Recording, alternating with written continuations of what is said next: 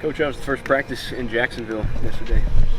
It's good practice. Our kids have been focused the entire bowl prep, and it was a good first day.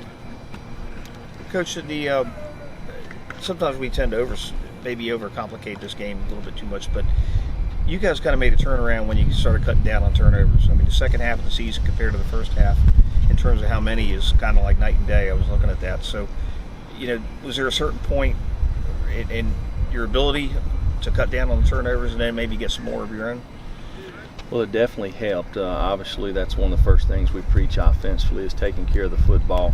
I hadn't looked at it for this season, but last season, if you didn't turn the football over, you had somewhere between like a 78 or 82% chance of winning the football game. So obviously turnovers reflect who wins and loses games.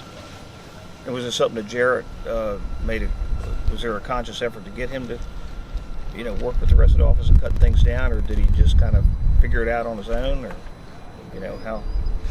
Well, I think it goes back to preparation from the coaching staff down to the players, and everybody made a conscious effort to do a better job with the ball.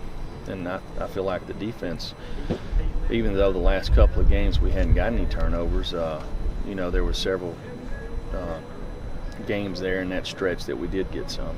How do you think Brandon Kennedy looked yesterday out there with Jerry Garrett Center? About like we thought.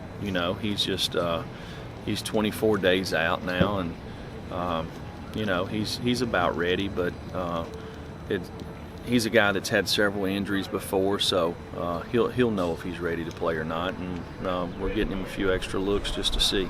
Jeremy, last winter you brought in 3 new assistants, including new coordinators. So what are your thoughts on this year? Do you think you can keep more continuity on the staff, or is it just something where you expect guys to come and go because it's college football?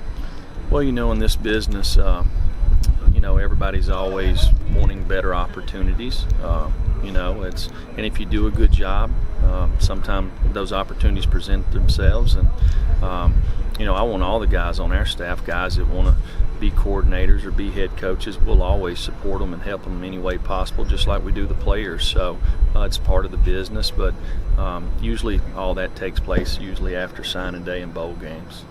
Coach, the players left to turn their focus back to practice today. We were with them at the Naval Station. What are your thoughts about them getting to tour that station and those ships today?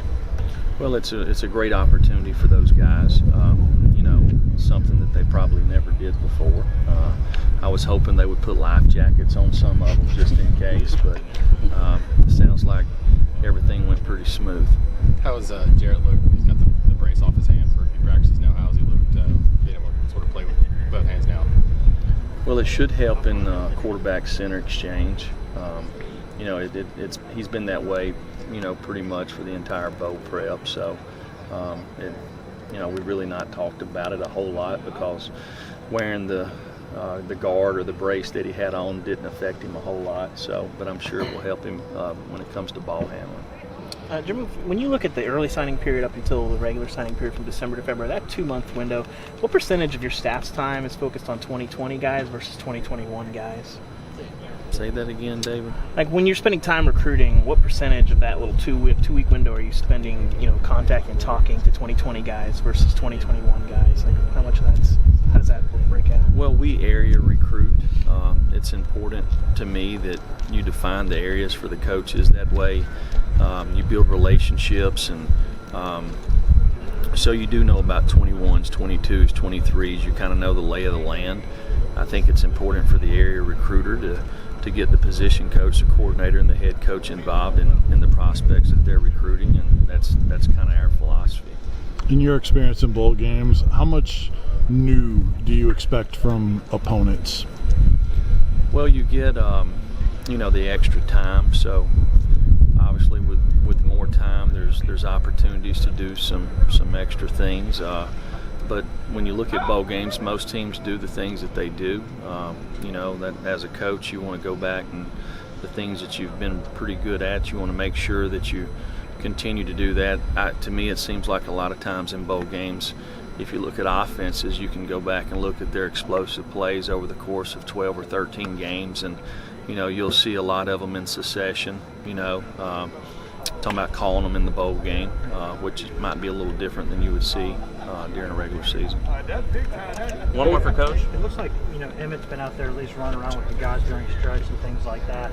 How is he and kind of his, rehab coming back from that knee? Well, he's about 5 months now, so he's progressed really well.